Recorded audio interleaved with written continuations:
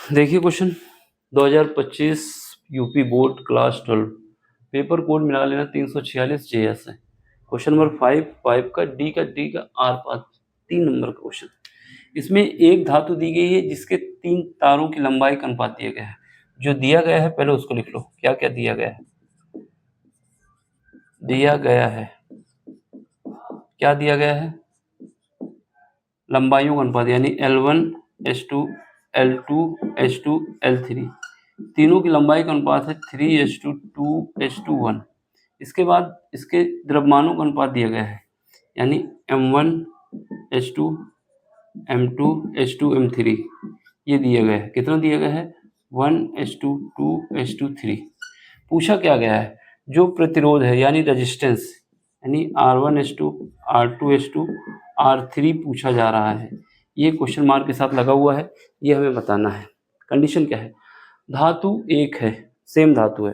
हमारे पास जो रेजिस्टेंस का फार्मूला होता है, प्रतिरोध का फार्मूला R = क्या होता है, रो L/A। क्या होता है, रो L/A। अब हम क्या करते हैं, इसी फार्मूले में L से ऊपर नीचे मल्टीप्लाई कर लेते हैं, तो ये रो हो जाएगा। यहाँ पर हमें क्या करना है, L/A हमने क्या किया है, लंबाई से ऊपर नीचे मल्टीप्लाई कर दी है। तो लंबाई से जब ऊपर नीचे मल्टीप्लाई किया है तो कोई असर नहीं पड़ेगा। तो यहाँ से हमारे पास क्या निकल आ जाएगा, यहाँ पर हमारे पास ये निकल के आ जाएगा रो L स्क्वायर। एरिया को अगर लंबाई से मल्टीप्लाई कर दिया जाए तो वॉल्यूम हो जाता है। क्या हो जाता है, वॉल्यूम। ब्रैकेट में लिख सकते हो, बिकॉज क्या लिखोगे, वॉल्यूम = क्या होता है, वॉल्यूम मतलब आयतन, एरिया इंटू लेंथ, ये लिख देंगे। ठीक, तो हमारे पास ये नया फार्मूला बन के तैयार हो जाएगा। अब हमारे पास वॉल्यूम क्या होता है, वॉल्यूम जो होता है वो हमारे पास, या फिर डेंसिटी जो होती है, क्या होती है, डेंसिटी, जिसको घनत्व कहा जाता है। घनत्व क्या होता है, घनत्व हमारे पास d से लिखा जाएगा, जिसको डेंसिटी कहा जा रहा है। ये हमेशा याद रखना, मास डिवाइड बाई वॉल्यूम होता है। बात समझ में आई, मास डिवाइड बाई वॉल्यूम होता है। यहाँ से एडजस्टमेंट करने के बाद हमारे पास ये पता चल जाएगा, वॉल्यूम मतलब आयतन, v = क्या आ जाएगा, मास डिवाइड बाई d, यानी m/d। v की जगह हम क्या रखेंगे, m/d। समझ में आया कि नहीं आया। तो यहाँ से हमारे पास नया फार्मूला बन जाएगा, r = क्या आ जाएगा, रो। ठीक, और यहाँ पर हमारे पास L स्क्वायर तो रहेगा ही, L स्क्वायर, और नीचे क्या आ जाएगा, नीचे हमारे पास मास आ जाएगा, ऊपर d आ जाएगा। क्या आ जाएगा, d आ जाएगा। अब यहाँ पर ये समझने की बात है, ये हमारे पास जो रो है ये क्या है, प्रतिबाधा है, और जो d है घनत्व है। इंपॉर्टेंट बात सुनो, रो क्या है, रो हमारे पास प्रतिबाधा, जिसको रेजिस्टिविटी कहा जाता है, और जो d है वो क्या है, घनत्व है। कोई भी पदार्थ हो उसकी प्रतिबाधा सेम होती है, क्योंकि धातु दिया गया है, सेम धातु है, एक ही धातु लिखा हुआ है। जब एक ही पदार्थ के 3 टुकड़े दिए गए हैं तो उन सब की प्रतिबाधा सेम होगी, कोई भी नहीं, मतलब जब एक ही धातु के 3 टुकड़े दिए गए हैं तो उन सब के लिए ये कांस्टेंट होगा। और डेंसिटी हमेशा कांस्टेंट होती है, वॉल्यूम भी कांस्टेंट होता है, तो ये दोनों कांस्टेंट हो जाएंगे। क्या हो जाएंगे, ये दोनों कांस्टेंट, मतलब क्या कहते हैं उसको, इसको हिंदी में क्या कहते हैं भाई, कांस्टेंट को स्थिर हो जाएंगे, जिसको हम स्थिर कह देंगे, चेंज नहीं होगा,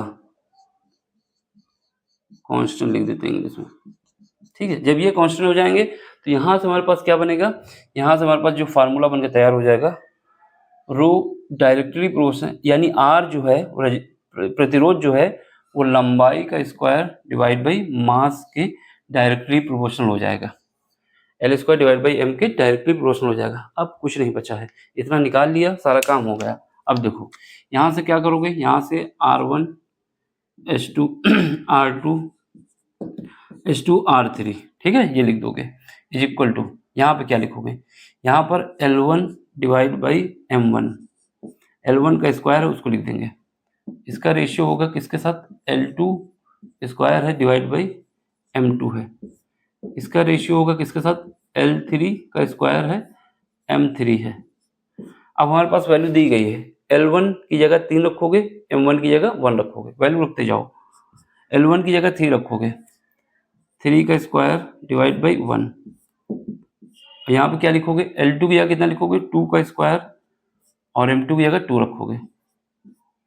H2, L1 की जगह कितना रखोगे 1 और L3 L1 का 1 का स्क्वायर और ये 3, सॉल्व कर लो। यहाँ पर कितना आ जाएगा 9 आ जाएगा, यहाँ पर 1 2 कट जाएगा, कितना बचेगा 2 बचेगा, यहाँ पर कितना बचेगा 1/3 बचेगा। 3 से ऊपर नीचे जब भी फ्रैक्शन में होता है ना, सॉरी जब भी ये डिवाइड में होता है, रेशियो में, फ्रैक्शन में होता है, तो जो नीचे होता है उसका एलसीएम लेके मल्टीप्लाई कर दिया जाता है। 3 का एलसीएम ले लो, जब 3 से सब में मल्टीप्लाई कर दोगे तो कितना आ जाएगा 3 9 27, ये हमारा 6 हो जाएगा, ये हमारा 1 हो जाएगा। तो हमारे पास जो प्रतिरोध का रेशियो आ जाएगा R1:2 R2:2 R3, ये निकल के आ जाएगा 27:6:1। ये हमारा फाइनल आंसर है। क्या है आंसर है। सिंपल सा क्वेश्चन है, 3 नंबर पूरे मिलेंगे ऐसे करके दिखाओगे तो। बाकी समझ में आया हो तो लाइक करो, शेयर करो, और कोई क्वेश्चन नहीं समझ में आता टेलीग्राम में भेज के पूछ सकते हो, ठीक है। बाय कांस्टेंट, इसका स्क्रीनशॉट ले लो। बाय।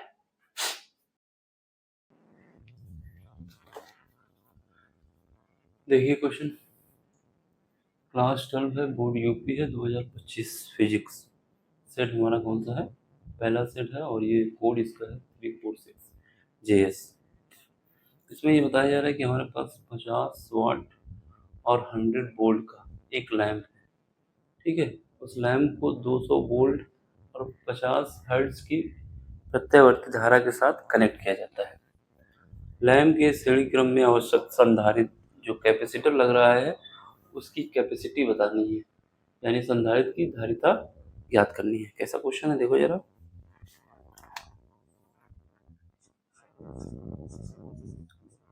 जैसे दिया गया है, यहाँ पर हमारे पास क्या है, एक लैंप है,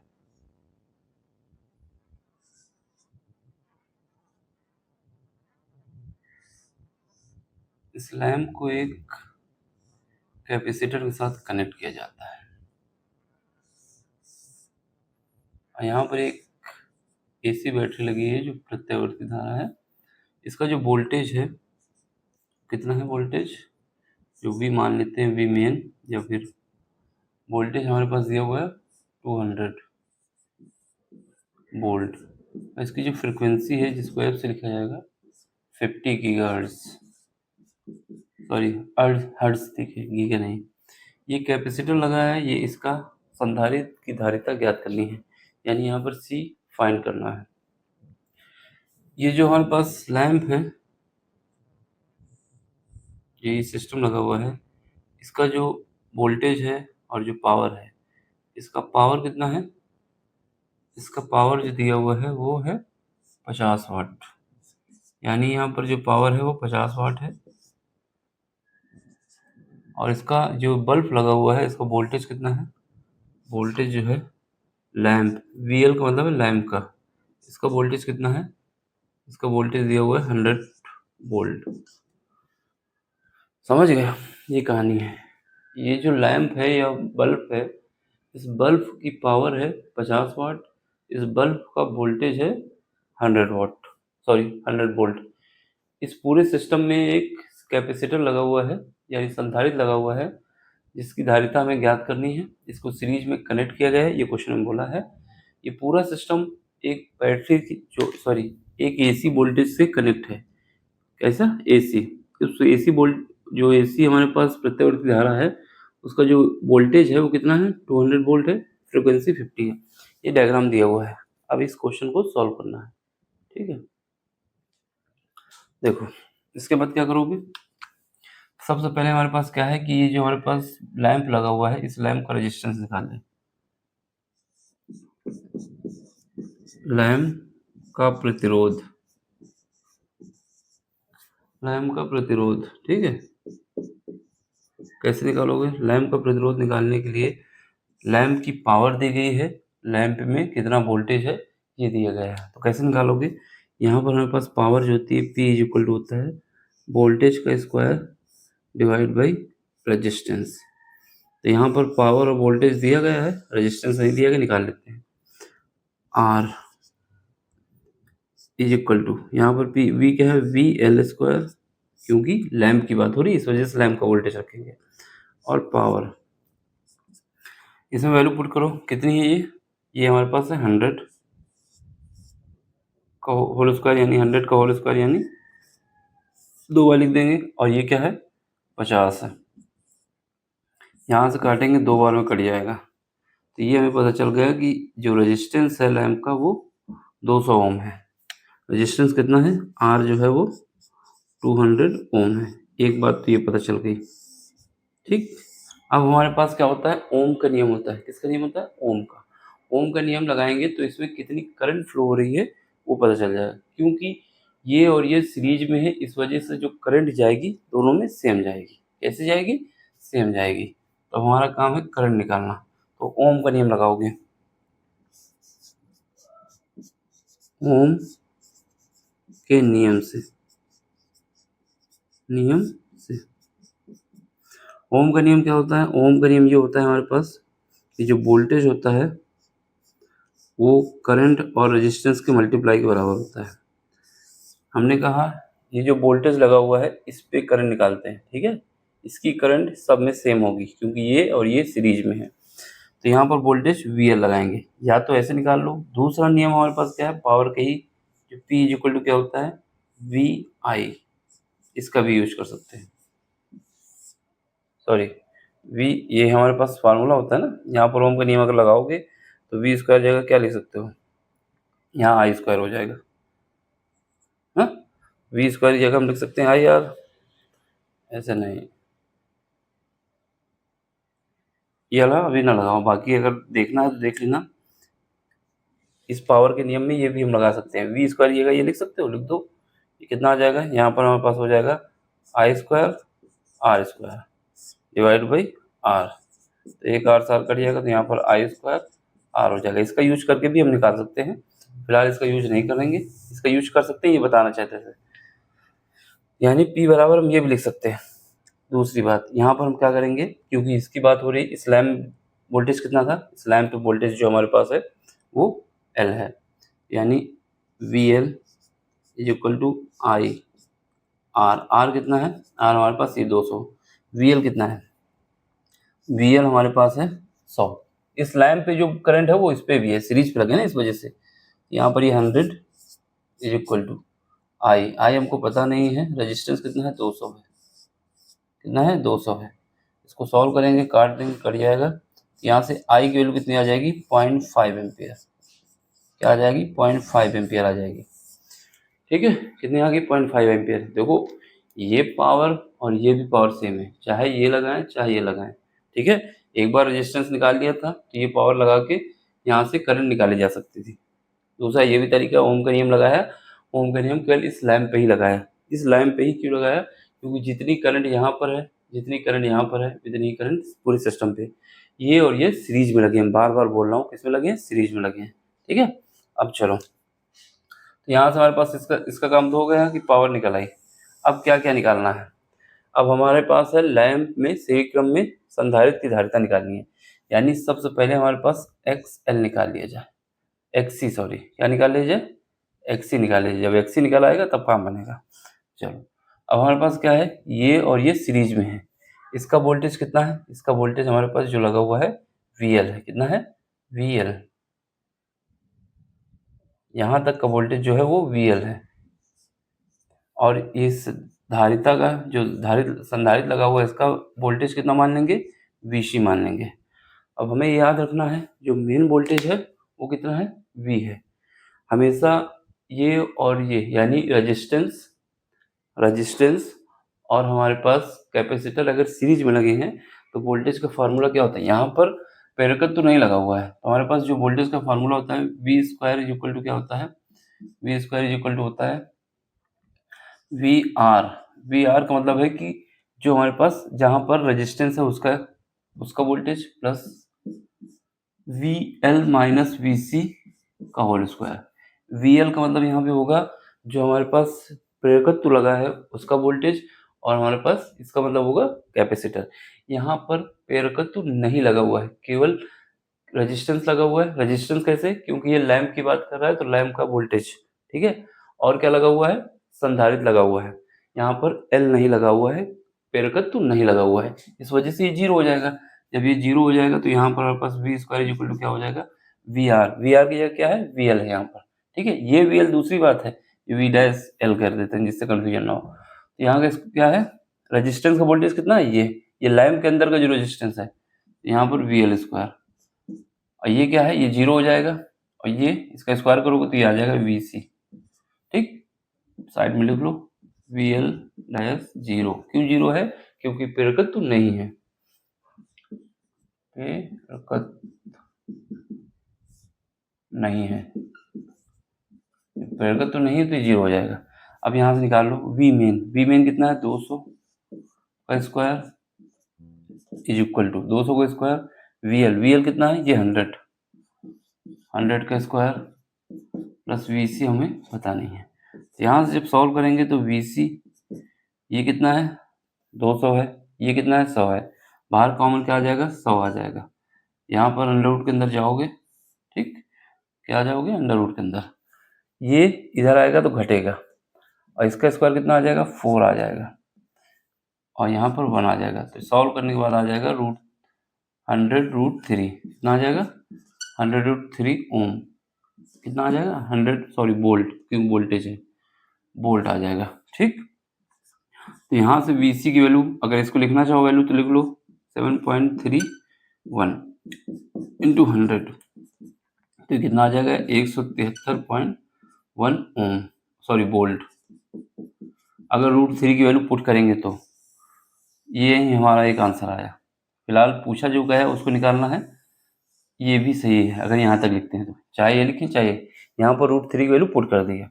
अब इसके बाद अब हमारे पास क्या होता है, अब हमारे पास जितनी करंट यहाँ पर है उतनी करंट इसमें होगी, ठीक है, सेम होगी।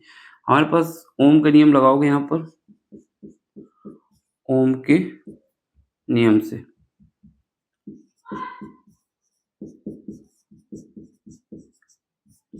अब ओम का नियम हमें इस पे लगाना है। जब इस पे लगाओगे तो यहाँ से V C is equal to कितना आ जाएगा, एक्स सी और आई।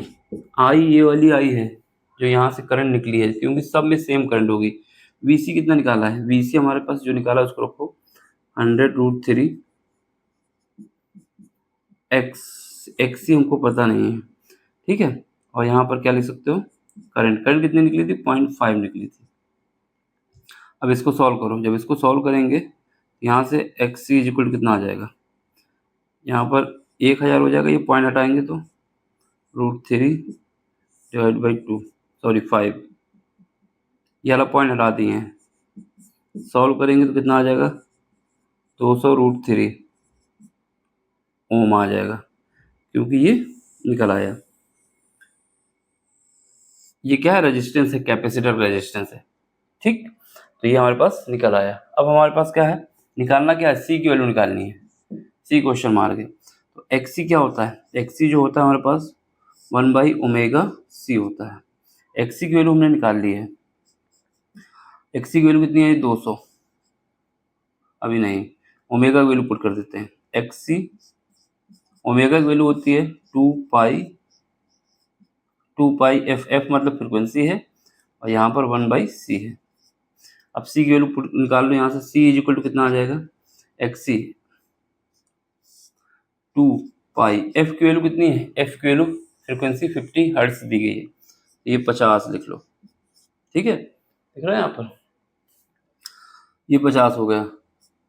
ये इसे डिवाइड कर दिया, इसको इधर ले आए, तो यहाँ पर ये कितना निकला है, 200√3, ठीक।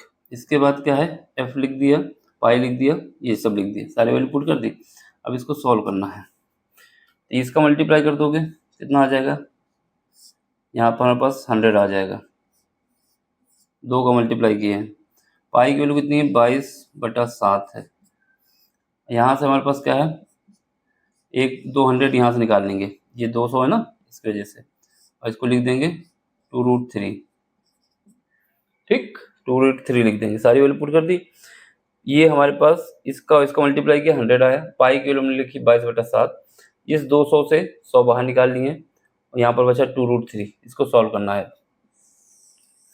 तो यहाँ से c इज इक्वल टू कितना आ जाएगा, c इज इक्वल टू हमारे पास आ जाएगा 2 2 2 4, यानी 10⁻⁻⁴ तो ऊपर पहुंचा दो, सिंपल तरीका है। ये 7 ऊपर पहुंचा दो, ये 7 ऊपर पहुंच गया।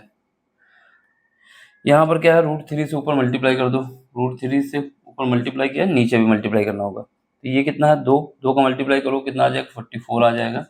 ठीक है, और इसके बाद √3 से ऊपर मल्टीप्लाई किया तो नीचे डिवाइड भी करना पड़ेगा। ये √3 है, इस √3 में जब एक बार मल्टीप्लाई होगा तो ये 3 बन जाएगा।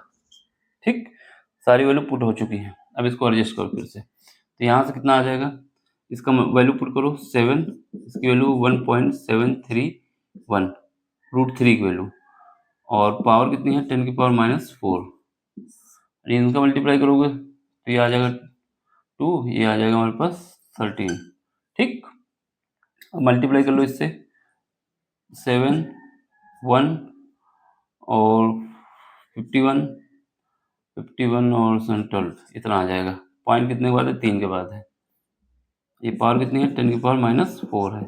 डिवाइड करोगे 132 से, जब डिवाइड करोगे तो इसका जो वैल्यू निकल के आएगी, 9.19 इंटू 10⁻⁻6। तो ये हमारे पास फैरेड आ जाएगा। सी क्या आ जाएगा, फैरेड। सी क्या आ गया, फैरेड में। अब इसको माइक्रो फैरेड में लिख दो, 9.19 माइक्रो फैरेड। ये हमारा आंसर हो गया। सिंपल सा क्वेश्चन है, देख लो कैसे करना है, एक एक स्टेप बताया है, कैसे कैलकुलेशन करना है ये भी बताया है। ठीक है, तो हमारा काम क्या था, यहाँ पर वैल्यू पुट करके निकल के चले जाते हैं कि ये आंसर आएगा। कैसे निकल के आया ये भी दिखाया हमने। ठीक, इसको देख लो, समझ लो, कहीं पर भी डाउट हो तो पूछ लेना। बाकी मिलते हैं अगले लेक्चर में। Thank you for watching. अगर क्वालिटी कम हो तो उसको इम्प्रूव कर लेना। चलो स्क्रीनशॉट ले लो। Bye, take care. Question number 9 का अथवा करके पार्ट है, 2025 का पेपर है, क्लास 12 है, और पेपर कोड मिला लेना 346 GS है। ये क्वेश्चन 5 मार्क्स का है। 5 मार्क्स में से 3 नंबर आपको, 2 नंबर मिलेंगे बंधन ऊर्जा की व्याख्या कीजिए, यानी ये थ्योरी लिखनी है। बाकी 3 नंबर में आपका क्वेश्चन है। इसमें देखो क्या है, इसमें ये लिखा हुआ है कि नाभिकीय संलयन अभिक्रिया होती है। कौन सी होती है, नाभिकीय संलयन अभिक्रिया। इसमें जो द्रव्यमान की क्षति होती है, यानी जो द्रव्यमान का लॉस होता है, वो 0.03% है। कितने में, 1 किलोग्राम। यानी जब हमारे पास 1 किलोग्राम क्या था, 1 किलोग्राम का द्रव्यमान था, उस समय जो हानि हुई है उस द्रव्यमान में 0.3%, समझ रहे ना, 0.0 नहीं, 0.3% हुई है। तो जो दिया गया है उसको लिख लेते हैं। क्या दिया गया है, द्रव्यमान क्षति, द्रव्यमान क्षति हानि। ठीक है, जिसको हम लोग किससे लिखेंगे, डेल्टा एम से लिखेंगे। कितना है, 1 किलोग्राम में 0.3%। तो 1 किलो को यहाँ लिखेंगे, इसके बाद 0.3%। परसेंटेज को हटाने के लिए क्या करोगे, 100 से डिवाइड करोगे। 1 इंटू 0.3 डिवाइड करना होगा 100 से। 1 से किसी को भी मल्टीप्लाई करो सेम आता है। तो ये द्रव्यमान शक्ति कितनी आ गई, 0.003, यानी जो द्रव्यमान की हानि हुई है कितनी हुई है, 0.003। ठीक है, अब इसके बाद क्या है, इसके बाद हमारे पास इससे पूछा गया है कि द्रव्यमान क्षति हुई है, मुक्त ऊर्जा। तो मुक्त ऊर्जा क्या होती है, मुक्त ऊर्जा जिसको रिलीज एनर्जी कहते हैं, इसको ई से लिखेंगे। क्या होती है, ई बराबर होता है डेल्टा एम सी स्क्वायर। ये जो आइंस्टीन का नियम था उसके हिसाब से delta M is equal to C square. C हमारे पास क्या है, सी स्पीड ऑफ लाइट है। तो सी की वैल्यू क्या है, सी की वैल्यू जो हमारे पास होती है 3 इंटू 10⁸ मीटर पर सेकेंड होती है, याद रखना है। सी क्या है, स्पीड ऑफ लाइट है, जो कि पेपर में भी दी होती है, बाकी ये याद होना चाहिए। इसकी वैल्यू पुट करो, द्रव्यमान क्षति मिल चुकी है, आंसर आ जाएगा। तो energy is equal to E is equal to delta M, कितना है 0.003, 0.003। अब इसमें क्या है, सी की वैल्यू करोगे 3 इंटू 10⁸ का होल स्क्वायर। ठीक है, इसके बाद 0.003 इंटू इसका स्क्वायर करोगे 9 आ जाएगा। ये कितना हो जाएगा, 10⁻16 आ जाएगा। अब सॉल्व करो, मल्टीप्लाई करोगे कितना आ जाएगा, 27 आ जाएगा। अब यहाँ पर पावर कितनी आ जाएगी, 10 की पावर -3 आ जाएगी, और ये कितनी आ जाएगी, 10 की पावर 16 आ जाएगी। तो यहाँ से सब सॉल्व करके लाएंगे तो ये आ जाएगा 27 इंटू 10 की पावर 13 आ जाएगी। एक पॉइंट यहाँ लगा देते हैं, जिससे क्या हो, 2.7 इंटू 10 की पावर 14 जूल। तो एनर्जी क्या आ जाएगी, जो एनर्जी मुक्त होगी वो कितनी आ जाएगी, 2.7 इंटू 10 की पावर 14 जूल आ जाएगी। ठीक है, अब इसको इलेक्ट्रॉन वोल्ट में लिखना होगा, तो क्या करना है, इलेक्ट्रॉन का जो चार्ज होता है उससे डिवाइड कर देंगे, अगर इसको इलेक्ट्रॉन वोल्ट में लिखना है तो। ठीक है, फिलहाल ये आंसर आपका सही है। तो अगर कहीं आंसर दूसरा लिखा होता है तो उसके लिए देख लो, इलेक्ट्रॉन वोल्ट में लिखना है अगर, तो इसके लिए E इक्वल टू क्या करोगे, 2.7, ठीक है, इंटू 10 की पावर 14, और इसको डिवाइड कर दोगे 1.6 इंटू 10 की पावर -19, तो ये किस में आ जाएगी, इलेक्ट्रॉन वोल्ट में आ जाएगी। फिलहाल आंसर आपका ये, इसको अगर इलेक्ट्रॉन वोल्ट में आंसर कहीं दिखता है तो इसको सॉल्व कर लेना, तो इलेक्ट्रॉन वोल्ट में भी आ जाएगा। फिर मेगा इलेक्ट्रॉन वोल्ट में होगा तो उसके लिए भी चेंज कर लेंगे। ठीक, तो ये कंडीशन, इसको देख लो, कहीं पर भी डाउट हो तो पूछ लेना। आंसर आपका ये है, अगर इलेक्ट्रॉन वोल्ट में आता है तो उसको सॉल्व करना है आपको। चलो bye, take care. Mega electron volt में आएगा तो 10⁶ मल्टीप्लाई करना होगा, उसको मेगा में बदलना होगा, वो अलग की बात है। सिंपल सा क्वेश्चन है, 3 नंबर में ये है, 2 नंबर का ये है। ठीक, bye, take care, thank you for watching. समझ में आया हो तो लाइक कर दो, बाकी कोई क्वेश्चन नहीं आता टेलीग्राम में आके पूछ सकते हो। बाय। देखिए क्वेश्चन नंबर 7 है, 7 का 3rd पार्ट है, 2025 का पेपर है, और ये पेपर कोड जो है 346 JS है, क्लास 12 है, यूपी बोर्ड है। ठीक है, 5 नंबर का क्वेश्चन है। इसमें ये बताया जा रहा है कि एक प्रकाश विद्युत तल का कार्यफलन कितना है, 4 इलेक्ट्रॉन वोल्ट, और इसमें जो वेवलेंथ हमने मारी है उसकी जो फ्रीक्वेंसी है वो कितनी है, 3 इंटू 10 की पावर 15 हर्ट्ज है।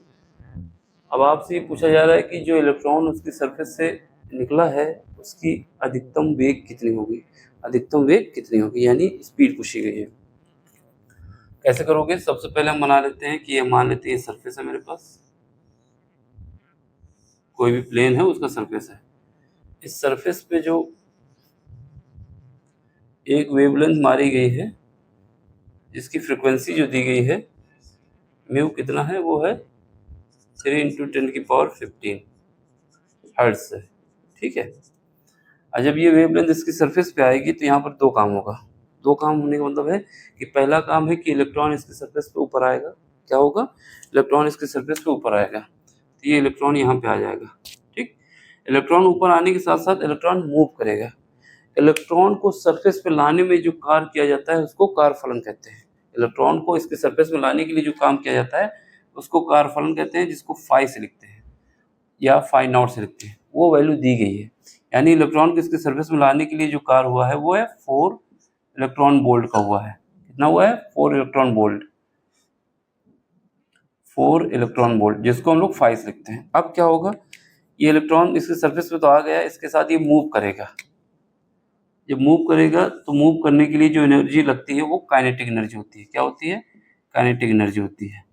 इसी में हमें वी मैक्स निकालना है। क्या निकालना है, वी मैक्स।